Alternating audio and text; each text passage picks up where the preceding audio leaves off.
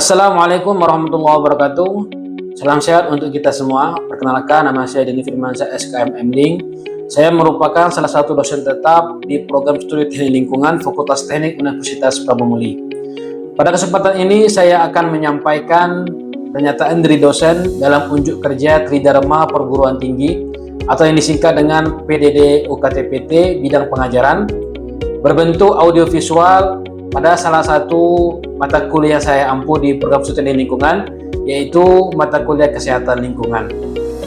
Mata kuliah ini merupakan mata kuliah yang wajib ditempuh pada program studi Teknik Lingkungan pada semester 3 yang terdiri dari 3 SKS dengan kode mata kuliah TL0323. Deskripsi mata kuliah ini adalah mata kuliah yang membahas tentang berbagai hal terkait dengan kesehatan lingkungan yang dapat menimbulkan masalah kesehatan yang meliputi aspek permasalahan lingkungan, manajemen kesehatan lingkungan, teknik penyihatan lingkungan, dan cara pencegahan masalah kesehatan lingkungan. Adapun yang menjadi capaian pembelajaran, yang pertama mampu menerapkan ilmu-ilmu dasar seperti matematika, statistik lingkungan, kimia, fisika, biologi, mikrobiologi, dan dasar-dasar rekayasa penyelesaian masalah kompleks berbasis pengelolaan lingkungan.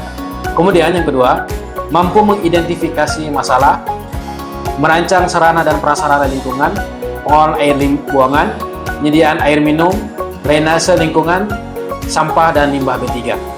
Kemudian yang ketiga, mampu membangun model pengendalian lingkungan dengan menerapkan berpikir sistem. Dan yang terakhir, mampu mengidentifikasi dan menemukan solusi permasalahan lingkungan, baik itu air, tanah, maupun udara. Capaian pembelajaran mata kuliah atau yang disingkat dengan CPMK, setelah mengikuti kuliahan kesehatan lingkungan, mahasiswa diharapkan yang pertama, mampu menjelaskan pengaruh manusia terhadap lingkungan dan pengaruh lingkungan terhadap kesehatan masyarakat. Yang kedua, mahasiswa mampu memahami hubungan manusia beserta interaksinya terhadap lingkungan serta kesehatan lingkungan prenatal. Yang ketiga, mahasiswa mampu memahami dampak lingkungan terhadap kesehatan masyarakat. Yang keempat, mahasiswa memahami tentang penyebab timbulnya penyakit, media penyebaran penyakit, konsep penyebaran penyakit, dan prinsip pengendalian penyakit. Yang kelima, mahasiswa memahami perilaku hidup bersih dan sanitasi lingkungan. Dan yang keenam, mahasiswa memahami cara pengendalian pencemar lingkungan. Pada mata kuliah ini akan membahas dampak lingkungan terhadap kesehatan masyarakat seperti lingkungan udara, lingkungan air, lingkungan tanah, lingkungan biologis, dan sosial psikologis, penyebab timbulnya penyakit, media penyebaran penyakit, perilaku hidup bersih dan sanitasi lingkungan, pengendalian pencemar lingkungan berupa isolasi limbah, substitusi bahan baku, pengelolaan limbah skala rumah tangga, dan pencegahan pencemaran skala rumah tangga. Saya sangat berharap mahasiswa yang belajar pada mata kuliah kesehatan lingkungan mampu menjadi mahasiswa yang adaptif dalam konteks integrasi pengetahuan dan teknologi, khususnya di bidang penyihatan lingkungan, sehingga bisa diaplikasikan secara adaptif secara nyata pada kehidupan sehari-hari. Universitas Prabu-Muli menerapkan sistem pembelajaran blended learning, yaitu dengan tatap muka di kelas dan online menggunakan Zoom meeting. Kemudian Universitas Prabu-Muli juga memanfaatkan aplikasi berupa EdLink sebagai LMS perkuliahan yang bisa diakses melalui Android dan iOS. EdLink ini juga digunakan sebagai media untuk mengupload materi perkuliahan dari dosen, kemudian digunakan juga untuk mengumpulkan tugas dari mahasiswa dan melaksanakan kuis serta ujian. Selanjutnya, saya akan menjelaskan tentang teknik perkuliahan pada mata kuliah yang saya ampuh. Saya menerapkan teknik pendekatan DIA atau Delivery, Interaction, and Assessment. Teknik pendekatan yang pertama adalah delivery. Delivery yang dimaksud adalah bagaimana saya menyampaikan materi kepada mahasiswa dengan baik. Teknik delivery penyampaian materi yang saya terapkan melalui 3 cara. Yang pertama, penyampaian materi melalui ceramah. Dalam metode ceramah ini, saya menyampaikan materi secara verbal, di mana mahasiswa akan mendengarkan dan mencatat hal-hal yang penting. Saya menggunakan buku modul ajar kemudian menggunakan jurnal dan sumber-sumber dari website sebagai bahan referensi. Saya juga mempersiapkan slide presentasi yang interaktif atau mode kuliah di setiap perkuliahan. Jangan lupa saya akan melontarkan beberapa pertanyaan pada saat perkuliahan berlangsung dan mahasiswa dapat meresponnya. Yang kedua adalah diskusi. Pada metode pembelajaran diskusi, terlebih dahulu saya akan memberikan topik yang relevan dengan materi yang sedang dipelajari. Biasanya topik tersebut akan saya berikan melalui grup WhatsApp. Pada saat di kelas, saya biasanya membagikan mahasiswa menjadi kelompok kecil yang beranggotakan maksimal 6 orang. Selanjutnya saya beri waktu kepada mahasiswa untuk berdiskusi, kemudian dipresentasikan di hadapan teman-temannya. Menurut pendapat saya, dengan pengaplikasian metode ini, mahasiswa dapat berpikir kritis dalam mengemukakan pendapat, serta dapat bertukar pikiran dalam pemecahan masalah. Metode yang ketiga adalah problem-based learning. Metode ini akan membahas secara berkelompok, berupa kasus-kasus yang ditemukan di kehidupan sehari-hari yang berkaitan dengan materi yang dipelajari, sehingga mahasiswa bisa mencari informasi yang relevan, menganalisis permasalahan dari kasus tersebut, merancang solusi alternatif, dan melakukan pemecahan masalah yang tepat. Menurut saya, metode problem-based learning ini sangat bermanfaat bagi mahasiswa, karena mahasiswa dapat memahami materi secara mendalam dan mengaitkannya ke dalam konteks di dunia nyata. Teknik pendekatan yang kedua adalah interaction. Di sini saya berinteraksi secara langsung dengan mahasiswa melalui tatap muka di kelas. Selama perkuliahan berlangsung, saya selalu mendorong mahasiswa untuk berpartisipasi secara aktif, yaitu bertanya dan mengemukakan isu-isu di lingkungan sekitar yang berkaitan dengan materi, sehingga perkuliahan menjadi interaktif komunikatif dua arah. Selain itu, interaksi dengan mahasiswa juga dilakukan melalui pendekatan teknologi, yakni adanya link yang tersedia di Universitas Muli. Dengan adanya link tersebut, saya bisa membagikan materi perkuliahan kepada mahasiswa. Kemudian bisa juga mengumpulkan tugas mahasiswa, serta melakukan penilaian, memberikan feedback langsung kepada mahasiswa melalui aplikasi Edlink. Teknik terakhir yaitu assessment. Bagaimana saya melakukan penilaian terhadap mahasiswa? Pada awal pertemuan, saya selalu menjelaskan kontrak perkuliahan yang disepakati bersama dengan mahasiswa, di mana di dalam kontrak perkuliahan tersebut memuat bagaimana cara saya melakukan pembobotan penilaian. Dengan demikian, mahasiswa bisa lebih mempersiapkan diri agar perkuliahan bisa berjalan lancar dan dapat memperoleh nilai yang maksimal atau memuaskan. Adapun komposisi penilaian ini dibagi menjadi beberapa item. Pertama, dari aspek kehadiran itu sebesar 10%, dari tugas 15%, dari nilai kuis 15%, nilai UTS 20%, dan nilai yang terbanyak adalah pada UAS yaitu 40%. Selanjutnya, mari kita saksikan video pembelajaran salah satu pertemuan pada mata kuliah kesehatan lingkungan. Mari kita saksikan secara bersama-sama. Selamat menyaksikan. Bismillahirrahmanirrahim. Assalamualaikum warahmatullahi wabarakatuh. Apa kabar semua? Sehat? Alhamdulillah. Baiklah, sebelum kita memulai perkuliahan hari ini, untuk lebih supaya diberikan kemudahan dalam belajar, kita awali dengan berdoa. Berdoa, silakan dimulai.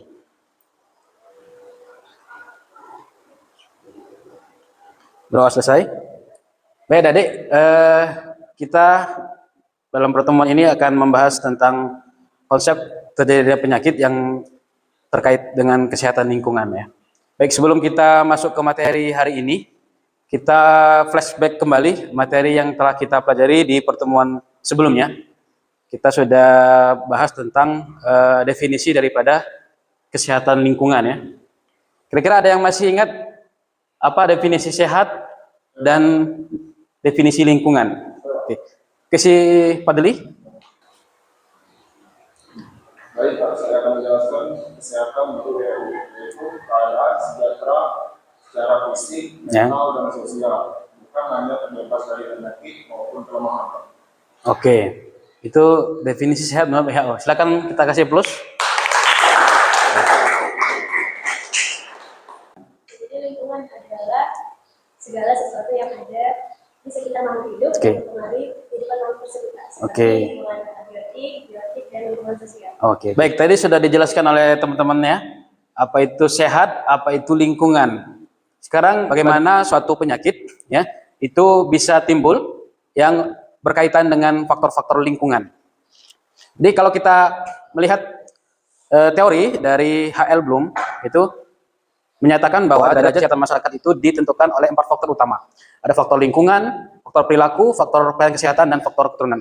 Menurut HL Bloom, dari masing-masing faktor ini memiliki sumbangsi terhadap timbulnya suatu penyakit. Itu faktor lingkungan memiliki faktor yang terbesar, ya, ini 45%, faktor perilaku 30%, adanya pelayanan kesehatan 20%, dan genetik atau keturunan itu 5%.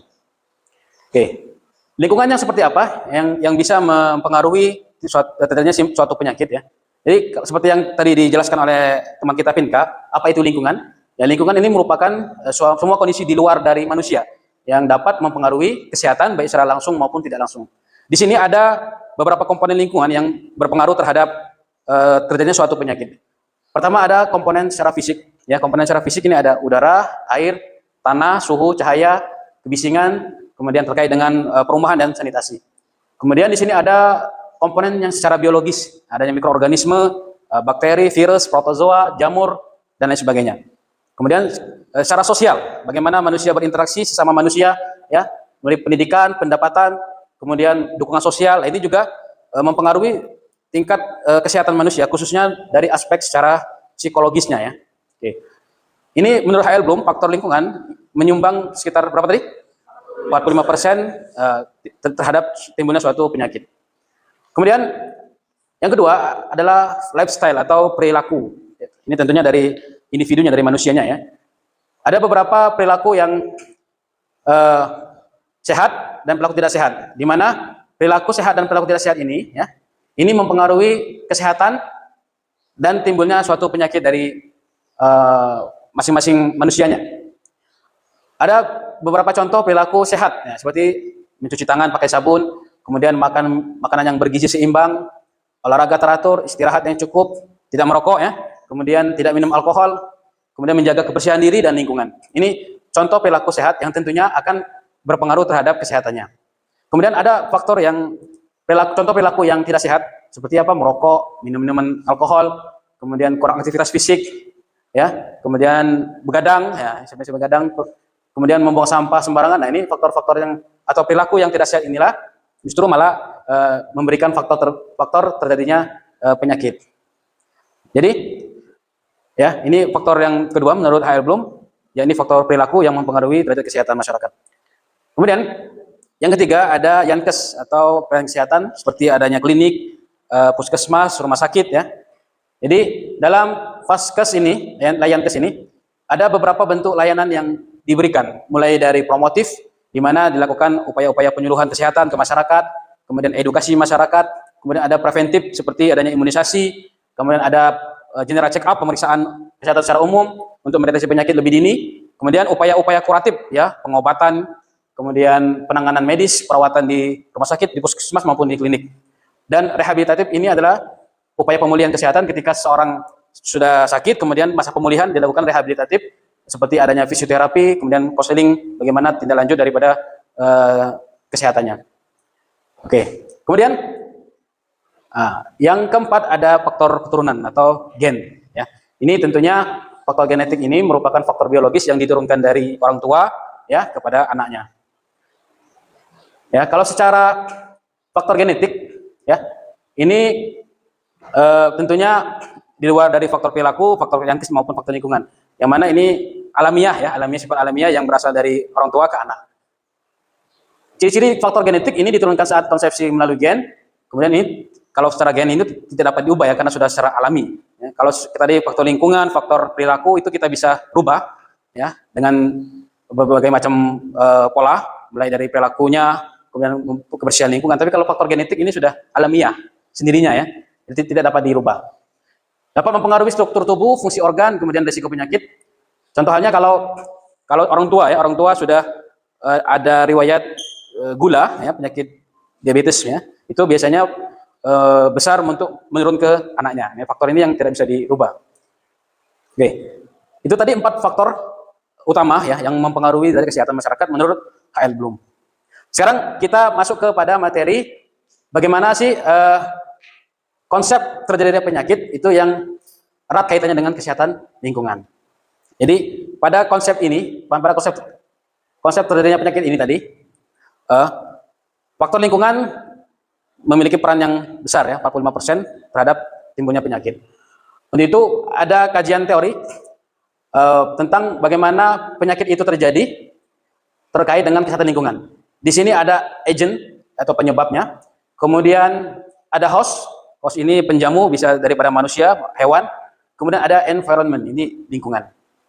Atau kalau yang menjadi umumnya ini disebut dengan teori segitiga epidemiologi. Ada agent, ada host, dan ada environment. Oke. Agent di sini adalah agen penyebab penyakit. Ya, agen penyebab penyakit bisa berupa agen secara biologi, yakni dari bakteri, dari virus, dari jamur, protozoa, dan lain sebagainya. Yang mana secara biologis ini kebanyakan ya sifatnya berasal dari mikroorganisme. Ya, mikroorganisme. Ada yang masih ingat mikroorganisme? Mikro itu kecil, organisme apa? Ya, satuan terkecil. Jadi makhluk hidup yang kecil yang hanya bisa diamati, dilihat menggunakan mikroskop. Kemudian secara kimia, di sini ada bahan-bahan atau yang kita kenal dengan apa? B3, bahan bahaya beracun dari pestisida, dari kandungan logam berat. Kemudian secara fisik ada radiasi, kebisingan, kemudian suhu yang ekstrim, dan secara mekanik ada debu dan dari benda-benda tajam. Ini ya, ini sumber penyakit atau agent. Oke. Kemudian yang kedua, nah ini yang akan kita menjadi fokus kajian kita adalah environment, lingkungan. Nah, lingkungan yang seperti apa yang bisa menjadi penyebab penyakit? Pertama ada lingkungan secara fisik, air, udara, tanah, sanitasi, perumahan, ya, iklim. Ya. Ketika air contohnya ini ya tidak sehat atau tercemar, ya, secara fisik ada air tercemar, kemudian udaranya tercemar, tanahnya tercemar, kemudian ada perumahan pemukiman yang tidak sehat, sanitasi yang buruk. Ya. Nah, pencemaran lingkungan seperti inilah yang meningkatkan terhadap pajanan agen penyakit ini. Ya, jadi ketika faktor lingkungan ini mengalami masalah, ya, terjadi pencemaran di sana, ya, maka ini menyebabkan meningkatnya pajanan sumber penyakit tadi, ya, terhadap host, terhadap manusianya. Kemudian ada lingkungan secara biologis, ada faktor-faktor penyakit, ada seperti apa? Lalat, kemudian kecoa, ada tikus, ya, menjadi faktor penyakit, ya, yang menjadi penyebab atau menjadi apa namanya? Ketika ada transmisi dari udara yang tercemar, air tercemar, kemudian dibawa oleh faktor penyakit, kemudian ditularkan kepada host atau manusianya. Kemudian secara sosial, bagaimana hubungan antara manusia satu dengan yang lain, ya, perilaku budaya, keperluan penduduk, secara ekonomi ini juga berpengaruh terhadap faktor lingkungan yang mempengaruhi terkait dengan kesehatan lingkungan. Kemudian juga ada faktor lingkungan kerja, secara ergonomi, kenyamanan kerja, kemudian bahaya risiko lingkungan kerja. Nah, proses kerja yang melelahkan, yang apa, tekanan dari atasan, mungkin ada kondisi lingkungan yang tidak kondusif. Nah, itu juga mempengaruhi tingkat derajat kesehatan si pekerja. Kemudian yang ketiga ada penjamu, host atau manusianya. Nah, faktor yang mempengaruhi kesehatan dari host ini adalah daripada jenis kelamin. Ada laki-laki, perempuan itu biasanya berbeda ya tingkat imunitas tubuhnya. Kemudian usianya, usia bayi itu lebih rentan dengan penyakit. Kemudian usia lanjut, ya, lansia itu juga lebih rentan, ya, lebih mudah terkena sakit. Kemudian status gizinya, ya, status gizinya daripada bayi, balita ini juga mempengaruhi apa kesehatannya. Status gizi, tingkat imunitas, ya. Kemudian kebiasaan, ya, kebiasaan hidupnya, bagaimana perilakunya, ya, merokok mungkin, kemudian kurangnya aktivitas fisik, ya. Kemudian, nah ini ketika tiga ini berinteraksi, ada agent, ada environment, ada lingkungan, ada host, manusia berinteraksi, maka ketiga faktor inilah, ketika interaksi ketiga faktor tersebut yang menyebabkan timbulnya penyakit. Nah, setelah adanya agent, environment, host tadi berinteraksi satu dengan yang lain, kemudian terjadinya di sana pajanan penyakit, ya, pajanan penyakit exposure, di mana kontak dengan agent penyakit dari lingkungan. Host ini, ya, host ini manusianya itu kontak dengan agent penyakit ini, dan ini berasal daripada lingkungan ini. Ya. Kemudian ketika terjadi interaksi, sudah ada pajanan, maka masuk ke dalam tubuh si host, ya, masuk ke manusianya. Ya. Ketika agen penyakit tadi, ya, ada bakteri, ada virus, ada jamur parasitnya masuk ke dalam tubuh host, masuk ke dalam tubuh manusia, kemudian bisa melalui pernafasan, ya, bisa melalui pencernaan, melalui kulit ataupun luka. Nah, kemudian setelah masuk ke dalam tubuh, agen tadi ada bakteri, virus dan sebagainya itu berkembang biak di dalam tubuh host. Nah, disinilah ketika agen ini berkembang biak dalam tubuh, jika kondisi si host tadi mungkin secara status gizinya kurang, imunitasnya lemah, kemudian ditopang oleh kebiasaan buruk dari si host tadi, maka terjadi perubahan dalam tubuh manusia atau hostnya. Mungkin timbulnya di sana gejala demam, pusing, ya. Jadi ada reaksi perubahan secara patologis, ya, menggigil ataupun demam tinggi, batuk, flu dan sebagainya. Maka ketika sudah ada perubahan secara patologis di tubuh si host, nah itu munculnya penyakit tadi. Nah, muncul gejala secara klinis tadi, ya, sesuai dengan jenis penyakit yang disebabkan oleh apa namanya, tergantung agennya tadi, agen dan lingkungannya. Nah, maka dari sini kita dapat menarik kesimpulan bahwa penyakit terjadi, ya, apabila ada interaksi antara agen, ya, agen penyebab penyakit, ya, ada biologis, kimia, fisika, secara mekanik, kemudian environment, lingkungan tadi secara fisik, secara biologi, secara sosial, dan ada lingkungan kerja di sana. Kemudian host tadi apa? Manusianya. Nah, semakin buruk kondisi lingkungan, terjadinya pencemaran air, pencemaran tanah, pencemaran udara, maka semakin besar risiko terjadinya penyakit pada manusia. Itu ya, secara konsep bagaimana terjadinya penyakit terkait dengan kesehatan lingkungan. Sampai sini ada pertanyaan? Oke, silakan Julia. Ya. Bagaimana peran kita sebagai teknik lingkungan untuk mencegah terjadinya penyakit terkait dengan penjelasan Bapak yang tentang kesehatan lingkungan? Oke. Jadi tadi faktor lingkungan memberikan sumbangsi terbesar, ya, terhadap terjadinya penyakit menurut HR Bloom, ya, 45%. Maka peran teknik lingkungan di sini adalah bagaimana melakukan upaya pengendalian, kemudian pencegahan dengan merujuk atau dengan upaya-upaya melalui pendekatan teknis di sini. Contohnya air tercemar, ya, ini lingkungan yang dirasa air tercemar. Maka peran teknik lingkungan di sini adalah bagaimana melakukan pengendalian terhadap air yang tercemar ini dengan melakukan pendekatan secara teknis dengan rekayasa lingkungan, ya, bagaimana cara melakukan memperbaiki air yang tercemar tadi, kan, dengan melakukan upaya pengolahan limbahnya, kemudian membuat suatu rancangan alat untuk mencegah terjadinya pencemaran air, ya. Kemudian tercemarnya udara, tanah juga seperti sama. Jadi pendekatan kita lebih kepada upaya teknis, ya. Nah, sebelum ini bahan diskusi di pertemuan minggu depan, silakan kalian scan barcode.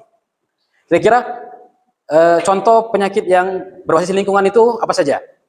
Ya, tadi kita sudah bahas bagaimana proses terjadinya penyakit yang kaitannya dengan lingkungan. Nah, sekarang kira-kira contoh penyakitnya yang erat kaitannya dengan lingkungan seperti apa? Silakan di scan, kemudian dijawab melalui aplikasi Mentimeter, ya.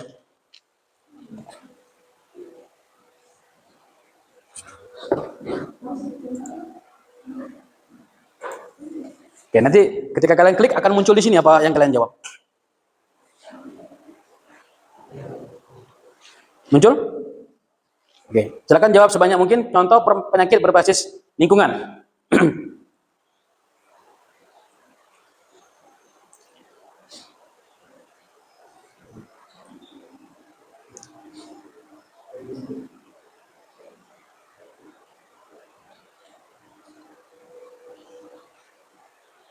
Oke, ada yang jawab TBC. TBC apa? Tuberkulosis. Ya, penyakit paru-paru, ya. Berarti ini kaitannya dengan apa? Pencemaran? Apa? Udara. Oke, silakan jawab yang lain.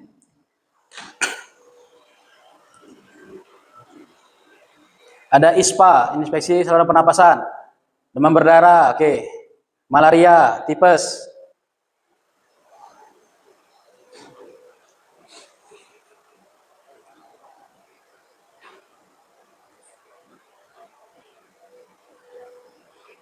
Oke, diare, asma, leptospirosis, oke.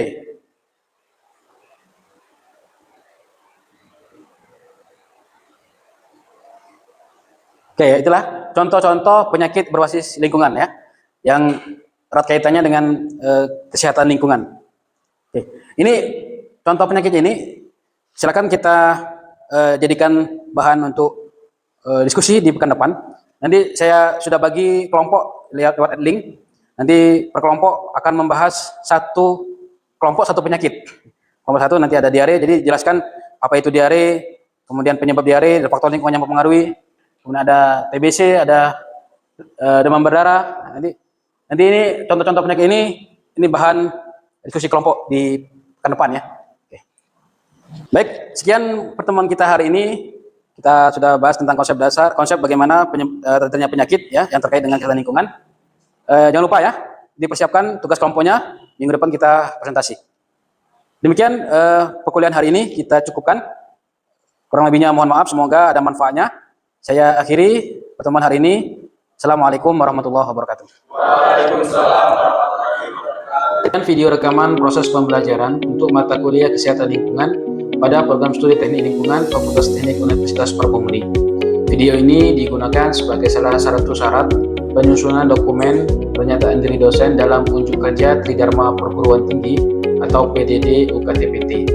Semoga dengan adanya video ini bisa menjadi pertimbangan kelulusan dalam proses penilaian sertifikasi dosen gelombang 1 pada tahun 2026. Akhir kata saya ucapkan terima kasih. Wassalamualaikum warahmatullahi wabarakatuh.